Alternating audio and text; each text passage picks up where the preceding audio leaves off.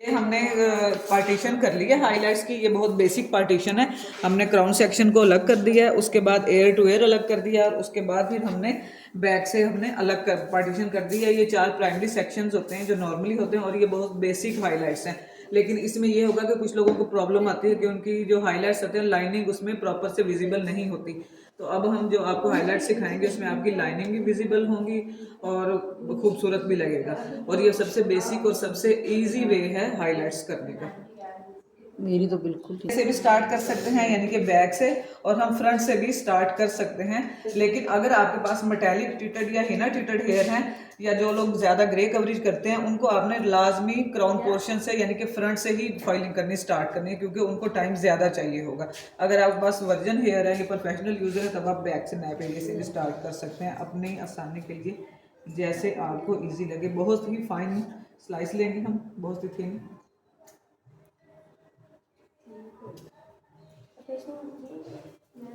हमने स्टार्टिंग में ये हेयर लाइन जितनी भी है हमने थोड़ा सा ऑपोजिट करनी है वेविंग, ताकि जब ये हमारी क्लाइंट ऐसे अपने बालों को टाई करें तो बाहर से लाइनिंग नजर आएगी। अपना हेयर थोड़ा नीचे कर लें। ये जो बाल में वेविंग में छोड़ रही हूँ इनको हमने फॉइलिंग करनी है।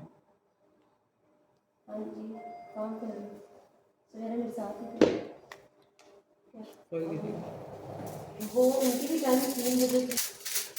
थोड़ा सा मटेरियल प्रोडक्ट आप लगा लें फॉइल के ऊपर, ताकि एक तो ये कि ये बालों के नीचे वाली साइड पे भी प्रोडक्ट अच्छे से लग जाएगी, और दूसरा इसके ऊपर बाल जो है ना वो बहुत अच्छे से फिक्स हो जाएंगे, वो उड़ेंगे नहीं। फिर इस तरीके से आपने लगानी है, और तकरीबन 1/2 से 1 इंच आपने रूट से दूर ही लगाना है मटेरियल। बहुत ज़्यादा यहाँ पे किनारे तक नहीं लगाना। यहाँ 1/2 सेंटीमीटर आप बाहर छोड़ दें और 1/2 सेंटीमीटर आपने फॉइल के अंदर से छोड़ देना है। टोटल 1/2 इंच ये छूट जाएगा। इससे ये होगा कि एक तो ब्लीच आपको बाहर आके जब आपने रीटचिंग वगैरह करनी होगी तो उसके बाद आपको जो है ना मतलब उसमें ब्लीच बाहर निकल के दूसरे बालों को डिस्टर्ब नहीं करेगी, स्टेन नहीं छोड़ेगी। अदरवाइज तो मैंने लोगों को देखा है कि दूसरे बालों पे भी स्टेन बना होता है। दूसरा ये कि हमारी ब्लीच की क्वालिटी भी बहुत अच्छी है।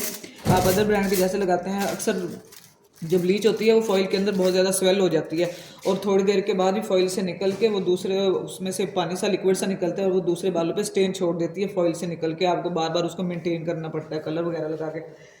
लेकिन हमारी ब्लीच की क्वालिटी ये है कि ये मैं जहाँ लगाऊंगी, ये चाहे आप जितनी देर बाद मर्जी ओपन कर लें या जब मर्जी ये लगी रहे, ये बिल्कुल भी स्वेल नहीं होगी। जहाँ पे हम इसको लगा के छोड़ देंगे ये वहीं पे लगी रहेगी।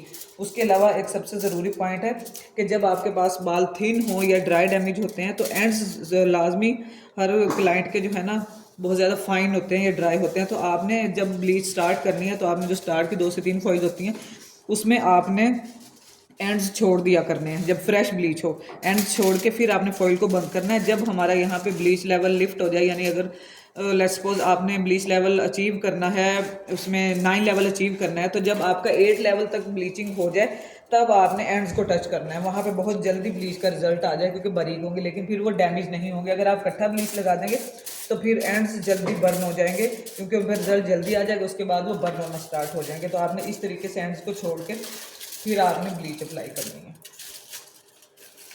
और फॉइल की आपने लॉक फॉइल का इस तरीके से करना। अक्सर लोगों का ये क्वेश्चन होता है कि फॉइल लॉक सही से नहीं होती, फॉइल हमारी जल्दी स्लिप हो जाती है बालों में से। तो जिस तरीके से मैं फॉइल को लॉक कर रही हूँ इस तरह आपने करना है। यहाँ पे फिर आपको ना किसी की हेल्प की ज़रूरत पड़ेगी ना पिन्स की ज़रूरत पड़ेगी। आपने मिड में से फॉइल पकड़ के पहले इस तरीके से इसको बंद कर देना, उसके बाद फिर आपने दोबारा मिड से पकड़ना है और ऐसे बंद कर देना है। यहाँ से आपने इसको प्रेस नहीं करना, अदरवाइज स्टेन बन जाएगा, क्योंकि वहाँ से प्रोडक्ट निकल जाएगी और फिर पैच बन जाएगा आपका। आपने यहाँ से स्मूथ रखना है, लूज़ रखना है, लेकिन साइडें आपने अच्छे तरीके से लॉक करनी है। इस तरीके से ये होगी।